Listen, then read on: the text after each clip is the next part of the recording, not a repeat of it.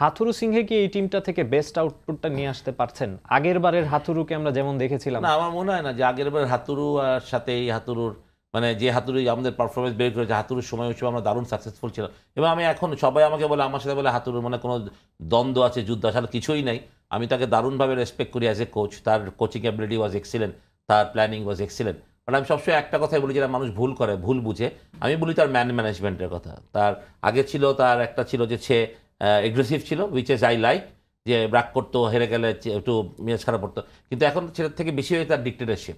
এই দুটা জিনিস যদি কমে, আমি সে যে ডিক্টেটরশিপটা কমায়, সে head coach, everybody knows. But এটা ফলো করে বলতে হবে না বা প্রমাণ করতে হবে না যে আমি হেড কোচ, আমার কথা সবাই শুনে না, মানে আমি রাজা তোমরা সব প্রজা, এরকম হওয়া যাবে না। কিন্তু ক্রিকেট এরকম চলে না। সুজন ভাই, হাথুরু সিংহের রোলটা কি এখানে? আমি জানি না কি, ডেফিনেটলি তার রোল তো সবচেয়ে প্রধান হওয়া উচিত, বিগ কোচ।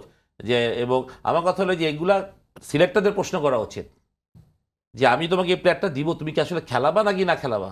যদি তুমি নাই খেলা, ড্রেসিং রুমে রাখতে চাও, তো তুমি আন্ডার-19 থেকে দুটো বাচ্চা ছেলেকে নিয়ে ড্রেসিং রুমে খেলা, তারা ড্রেসিং রুম অ্যাটমসফিয়ারটাও শিখলো, দেখলো, ফিল্ডিংয়ের সময় কাজে লাগলো। তো তুমি যখন ঢাকার একটা আমাদের লিস্টের মেইন টুর্নামেন্ট চলছে, তখন তুমি প্লেয়ারগুলোকে নিচ্ছ, তুমি খেলাচ্ছ না, তাদেরকে বাদও দিচ্ছ, কিন্তু তুমি অফ ফর্মে প্লেয়ার থেকে নিয়ে যাচ্ছ। পারভেজ ইমন ঢাকা লিগে 600 উপরে রান করা ছেলে, তোকে একটা ম্যাচে তুমি খেলালে না। নিয়ে তুমি বসিয়ে রাখা একটা হলো। ছেলেকে কিভাবে, আমরা নতুন ছেলেকে দেখবো, কিভাবে সুযোগ দিব, সেই সাহসটা আমরা দেখাতে পারছি না কেন? ইটস ভেরি মানে মানে সামটাইম আমারও প্রশ্ন হয় যে কেন দেখাতে পারছি না। আপনি যখন ন্যাশনাল টিমের সঙ্গে ছিলেন টিম ডিরেক্টর হিসেবে বা বিভিন্ন সময় কোচ হিসেবেও ছিলেন, তখন কিন্তু এই সাহসগুলো দেখানোর আমরা দেখেছি আপনি চেষ্টা করেছেন, কিন্তু এখন সেটা কেন হচ্ছে না? আমি দেখেছি, এবার আমি লাস্ট ওয়ার্ল্ড কাপ থেকে দেখাতে পারছি না আর কি। যেহেতু লাস্ট ওয়ার্ল্ড কাপে আমি টিম ডিরেক্টরের একটা পদ ছিল আমার, কিন্তু সেই ওয়ার্ল্ড কাপে আমার কোনো রোলই ছিল না আসলে। দামটা ছিল আমার টিম ডিরেক্টর, বাট আমার কোনো রোল ছিল না ইনফ্যাক্ট। যার ফলে ওই ওয়ার্ল্ড কাপেও অনেকগুলা জিনিস যেটা হয়েছে সেটা আমি বলতে পারিনি। যেটা আমার, এটার কারণ কি? যেহেতু আমার আমার ওই আমি যখন আমার টার্মস অফ রেফারেন্সটা পেলাম, টটটা পেলাম, তখন আমার কাছে প্রমাণ ছিল যে আমি টিমের এইসব ব্যাপারে সাথে কথা বলতে পারবো না। তখন আমি সেটার মধ্যে আর যাইনি। তা এটা পরের কথা, এটা শেষ, অনেকবার বলেছি, এটা আর বলতে চাই না। বাট আমি মনে করি যে হ্যাঁ, কোচ এবং ক্যাপ্টেনের তো অবশ্যই একটা রোল থাকা উচিত।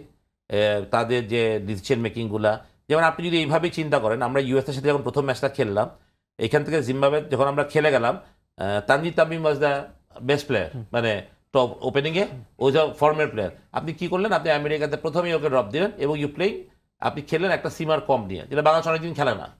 You don't play the third seamer, কেন? এই প্রশ্নটা করার লোকটা কোথায় আমাদের? রাইট। মানে এই জবাবদিহিটা চাওয়ার লোকটা কোথায়? আমার কথা হলো, আপনি সৌম্য আর লিটনকে তো দেখার কিছু নাই, দে আর প্রুভেন, তারা জানেন। আপনি তাদেরকে নিয়ে গেছেন, লিটন একটু অফ ফর্মে আছে, লিটনকে আপনি সময় নিয়ে খেলান, তাড়াহুড়া তো কিছু না। আপনার আমেরিকার সাথে যে ম্যাচ হারলে যে আপনার দেশের, আপনার কনফিডেন্ট নষ্ট হবে এবং দেশের মানুষেরও একটা আত্মবিশ্বাস ভাটা, দেশের মানুষ সবাই চায় বাংলাদেশ ভালো খেলুক, জিতুক। তো আপনি কি করলেন, আলটিমেটলি ওই একটা ভুল ডিসিশনে সিরিজটা হারলেন।